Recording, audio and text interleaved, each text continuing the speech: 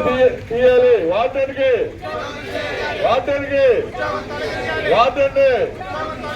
అత్యాచారం చేసిన వాళ్ళే మరణశిక్ష విధించాలి. అత్యాచారం చేసిన వాళ్ళే అత్యాచారం గురైన అమ్మాయికి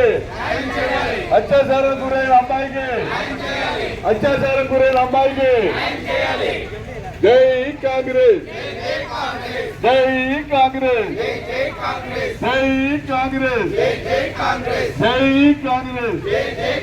వచ్చే సమయానికి శాంపేట ప్రెస్ క్లబ్ పక్కనే ఉన్నటువంటి చదువుతున్నటువంటి ఒక మైనర్ బాలికని ఇద్దరు వ్యక్తులు మందుగుండి సామాను కొని పెడతాం అదని ఇదని కళ్ళబొల్లి కబుర్లు చెప్పి ఆ అమ్మాయిని తీసుకెళ్ళి మరి అక్కడ రైల్వే స్టేషన్ దగ్గర ఉన్నటువంటి గురువు లాడ్జిలో అమ్మాయి మీద అత్యాచారం చేసి తీసుకొచ్చి మళ్ళీ ఆ అమ్మాయిని ఇక్కడ హాస్టల్ దగ్గర వదిలేయడం జరిగింది. జరిగిన సంఘటనకి అమ్మాయి వార్డెన్తో చెప్పగా వార్డెన్ గారు తల్లిదండ్రులు పిలిపిస్తే అందరూ కలిసి 2 టౌన్ పోలీస్ స్టేషన్లో కంప్లైంట్ ఇవ్వడం జరిగింది. 2 టౌన్ పోలీసు వారు తక్షణం స్పందించి దాని మీద ఎంక్వైరీ జరిపించి ఎవరైతే కుర్రోళ్ళు ఉన్నారో ఆ ఇద్దరు కుర్రోళ్ళని కూడా పోలీసు వారు అరెస్ట్ చేయడం జరిగింది. మన భారతదేశంలో మనం చూస్తున్నాం, అరెస్ట్ చేస్తారు, బెయిల్ మీద వస్తారు, హ్యాపీగా తిరుగుతారు, ఇంకో ఇద్దరు మానభంగాలు చేస్తారు. ఇది కాదు మేము కోరుకునేది. కాంగ్రెస్ పార్టీ కోరుకునేది ఏంటంటే ఇది బాలిక మీద, మైనర్ బాలిక మీద అత్యాచారం కాబట్టి ఇది ఫాస్ట్ ట్రాక్ కోర్టులో పెట్టి వాళ్ళిద్దరికీ కూడా మరణ శిక్ష విధించాలని చెప్పి కాంగ్రెస్ పార్టీ తరఫున మేము డిమాండ్ చేస్తున్నాం.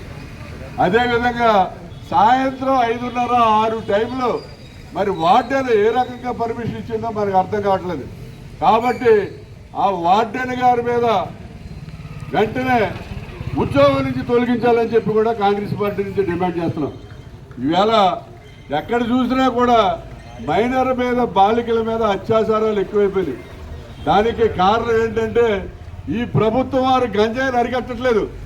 సాయంత్రం 10 తర్వాత వస్తే ఈ గోదావరి స్టేషన్ దగ్గర మన ఎవరో ట్రైన్కి వస్తారంటే రిసీవ్ చేసుకుంటాను నేను వస్తాం 25 మంది గంజాయి తాగేసుకుంటున్నారు ఇక్కడ గోదావరి స్టేషన్ మన ఎదురు పక్కనే. అలాగే ఎన్జిఓ హోమ్ పక్కనే అక్కడ ప్లాజా కట్టించారు. ఆ ప్లాజా ఎందుకు కట్టించారో అర్థం కాదు. ఆ ప్లాజాలో హాయిగా కూర్చొని గంజాయి తాగుతున్నారు. ఇంకా గొప్ప విషయం ఏంటంటే సుబ్రహ్మణ్యం మైదానంలో ఎంపీ భరతరావు గారు సినిమా చూడటానికి పడుకుని ఏదో ఏర్పాటు చేసి అక్కడ ఈ అన్న క్యాంటీన్లో శుభ్రంగా భోజనం చేసి గంజాయి తాగుతూ పడుకుని సినిమా చూస్తున్నారు. ఈ రాజమండ్రి మొత్తం ఈ పాలకుల వల్ల, అది వైసీపీ కానివ్వండి లేకపోతే తెలుగుదేశం కానివ్వండి, వీళ్ళు ఇండైరెక్ట్గా గంజాయిని ప్రోత్సహించి ఈ విధమైనటువంటి డకాయిటీ బ్యాచ్ల్ని, బ్లేడ్ బ్యాచ్ల్ని వీళ్ళందరూ కూడా ఎంకరేజ్ చేయడం వల్ల ఇలాంటివన్నీ జరుగుతున్నాయి. ఇంకో ముఖ్యమైన విషయం ఏంటంటే వెంకటనగరం దగ్గర తూర్పు లంక ఉంది. తూర్పు లంకలో దొంగసారా కడతారు. ఈ అమ్మాయి వాళ్ళ ఊరే, మా మహిళా కాంగ్రెస్ అధ్యక్షురాలు గారు ఊరది. ఆ ఊరు నీకు సంబంధం లేదమ్మా, మీ ఊరు. అక్కడ దొంగసారా కడతారు తూర్పు లంకలో. ఆ కాసిన దొంగసారా మన తూర్పు పశ్చిమ గోదావరి, ఉమ్మడి పశ్చిమ తూర్పు గోదావరి జిల్లా మొత్తానికి సప్లై చేస్తాడు. అది చేసేది ఎవరా అంటే వైసీపీ హయాంలో ఒక చౌదరి గారు మొదలెట్టాడు. అతనే లీడింగ్. ఇప్పుడు ప్రభుత్వం మారిపోయింది తెలుగుదేశం, మరి ఆయన చౌదరి గారే కాబట్టి ఎవరు బుచ్చి చౌదరి గారిని అడిగితే నాకు తెలియదయా, నేను ఎప్పుడు చూడలేదు అంటే ఈ చూస్తుంటే సారాగత్తారా ఏంటి నాకు అర్థం కాదు. నేను ఎప్పుడు చూడలేదయా సారాగేయడం అంటాడు ఆయన. మరి అక్కడ కాశీదేమో దొంగ సారా కాస్తారు. ఆ సారా ఏమో ఉమ్మడి తూర్పు పశ్చిమ గోదావరి 2 జిల్లాలకి కూడా మరి సారా సప్లై చేయడం జరుగుతుంది. ఈ రకంగా మరి దొంగ సారాలు కానివ్వండి, లేకపోతే గంజాయి కానివ్వండి, బ్లేడ్ బ్యాచ్ కానివ్వండి, ఈ రాజమండ్రి ఎక్కువైపోయినాయి. దీనివల్లే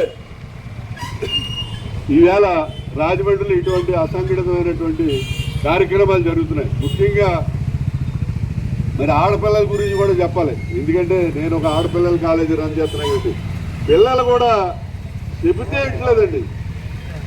కాలేజీకి వస్తున్నా చెప్తారు, ఆ బ్యాగ్ ఎక్కడో జిరాక్స్ కాపీ సెంటర్లో పాడేస్తారు, ఆవిడ బండి ఎక్కిపోతారు. ఏంటిది?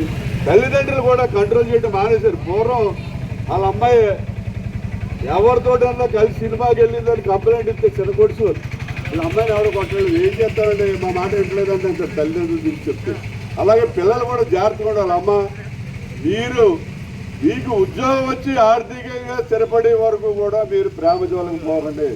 కళ్ళుబొల్లు మాటలు చెప్పి లైన్లో పెట్టి వాళ్ళు ఇలా మాటలు నమ్మకండి. ఎందుకంటే పూర్వం ఒక మగవాడు అబ్బాయి పెళ్లి చేసుకుంటే భార్యను పోషించాలి, పిల్లల్ని పోషించుకోవాలని బాధ్యతగా ఉంటాడు. ఇవాళ రాజమండ్రిలో నేను ఆటో ఫైనాన్స్ అన్నింటికి నేను ప్రెసిడెంట్. దగ్గర మా దగ్గర 7,000 ఆటోలు డ్రైవర్లు ఉంటారు.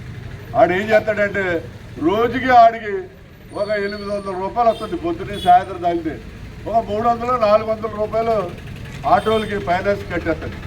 ఒక 200 ఎట్టి బిర్యానీ ప్యాకెట్ వివేక్లోనూ అజంతాలోనూ, ఆ తర్వాత 200 ఎట్టి నిప్పుకుంటాడు. శుభ్రంగా తాగేసి బిర్యానీ తినేసి కనీసం పిల్లల్ని పోషించాలనే జ్ఞానం కూడా లేకుండా ఉన్నారు చాలామంది ఆటోలు.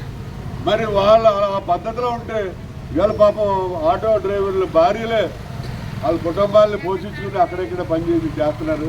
ఇటువంటి సిచ్యువేషన్లో రేపొద్దున ఈ ఆటో కానీ ఎవరైనా ఆన్లైన్లో కబుర్లు చెప్పి వాళ్ళు ట్రాప్లో పడితే అమ్మాయిలు మీరు మీ జీవితాలను నాశనం చేసుకోకండి. మీరు ఫస్ట్ చదువుకోండి, ఉద్యోగంలో స్థిరపడండి, ఆ తర్వాత ఎంతమందినైనా ప్రేమించండి, ఏం నష్టమే లేదు.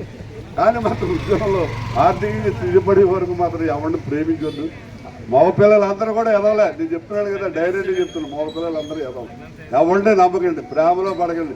ఎవడు సెల్ ఫోన్ కొనిచ్చాడు, లేదా బ్యూటీ పార్లర్లో పేస్ట్ కొనిచ్చాడు, టూత్ పేస్ట్ కొనిచ్చాడు, ఇలా పడిపోతే రేపొద్దున మీ జీవితాలు సర్వనాశనం అయిపోతుంది. నాకు తెలిసి ఒక అమ్మాయి పాపం బ్రాహ్మణ అమ్మాయి ఇంజనీరింగ్ సెకండ్ ఇయర్ చదివింది. ఆటో డ్రైవర్ డ్రాప్ చేసాడు, లైన్లో పెట్టాడు. ఆ కోరికి ఇంజనీరింగ్ మానేసింది, ఇంట్లోంచి బయటికి వెళ్ళేసాడు. ఏం తెలియదు, ఫ్రీగా సూసైడ్ చేసుకుంటే అటువంటి పరిస్థితులు ఉన్నాయి. కాబట్టి నేను అందరినీ కూడా, ఆడపిల్లలు కూడా కోరేది ఏంటంటే మీరు ఆర్థికంగా స్థిరపడి ఉద్యోగంలో స్థిరపడే వరకు మాత్రం తప్పుడు వాళ్ళు మాత్రం చేయొద్దు, గ్రామంలోకి వెళ్ళొద్దు.